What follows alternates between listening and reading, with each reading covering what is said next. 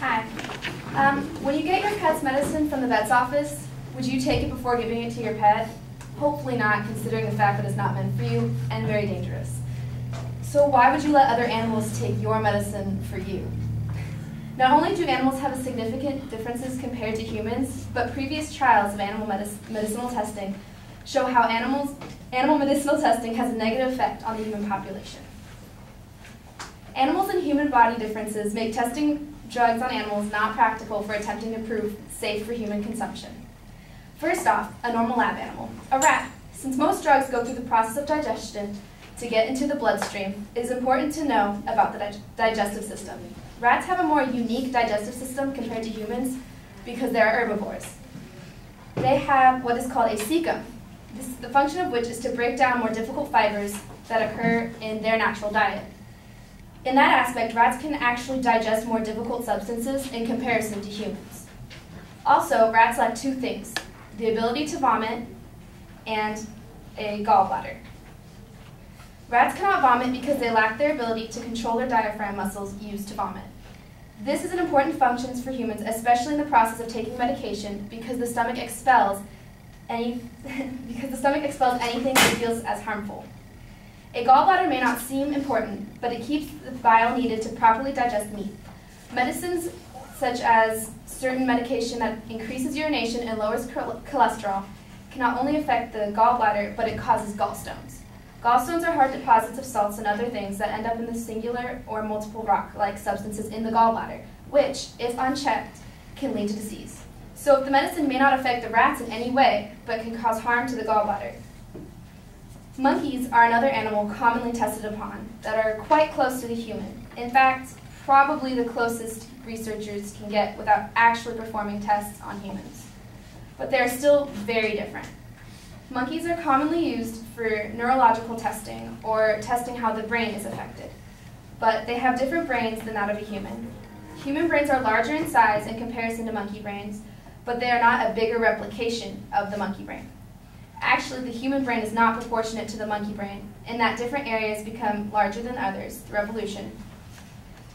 And that makes a large difference between us, in that the brain of the monkey is not the exact same as the human, in that the human has gotten over it. This means that testing anything that could potentially harm any part of the brain or fix the brain wouldn't receive results accurate enough to actually compare to that of a human. Animal medicinal testing has been done for a longer time than needed, even though it is shown to have some horrific outcomes. A couple cases that deal with the drugs cisapride, Baycol, and Resilin. Cisapride was released in 1993 for the treatment of stomach acid hitting the esophagus, or heartburn. This medicine was tested on animals and not only did not harm them, but is actually still used as a medication for animals today. And when it was given out to the public, though, serious heart problems occurred, like heart arrhythmia, and people died. And according to the LA Times, it was a suspect in 302 deaths. Cisapride is now not used in the US as of 2000. Baycol, a cholesterol medicine, was released in 1997 to the public. When tested on several animals, there weren't any dangerous effects, so it was deemed safe for public use. Humans started to take the drugs, and it was found to cause severe loss of muscle tissue in the patients, and 100 deaths were linked.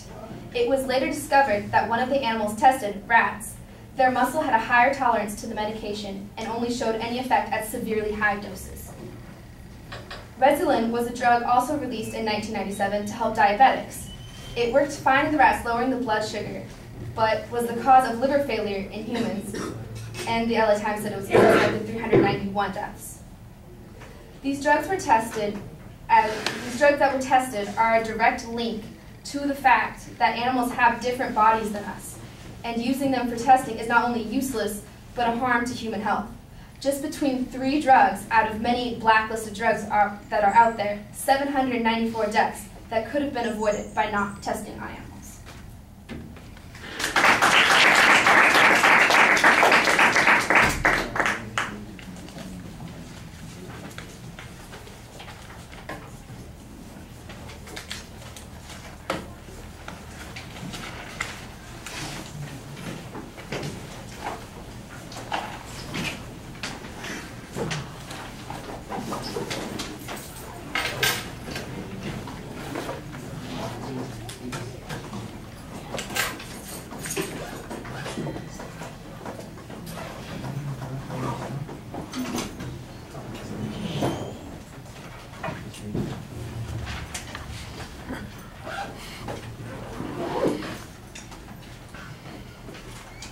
All right, I thought the introduction was a little confusing to the claim that you actually present. Your claim is actually fairly clear, and it seems like it's not working in the direction that the inference was in the attention device that you're using. There's not really a setup of the secondary points in the speech, and I think that that's a little bit problematic. There needs to be a clearer structure. Basically, you've got physiological differences, and then you've got the examples that you're pointing to. On the physiological differences, this all appears to be factual data. I still think you could probably provide us with a source citation on it. The one question that pops into my head immediately is all the research that's done. You know, all this physical data, this factual data is well known.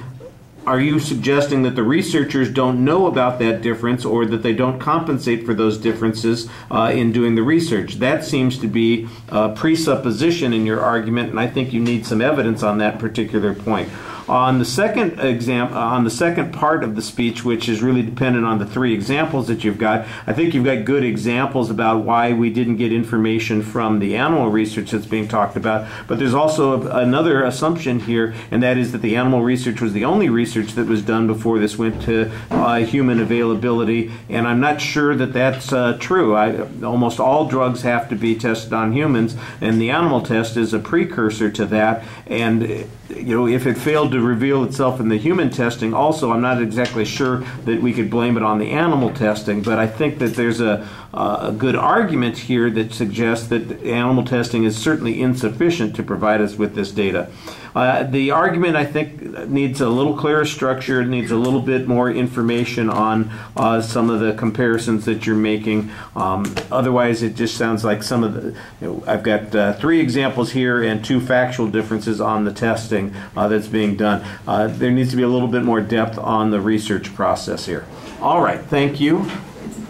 I can tell everybody is anxious to sit here and listen to another speech.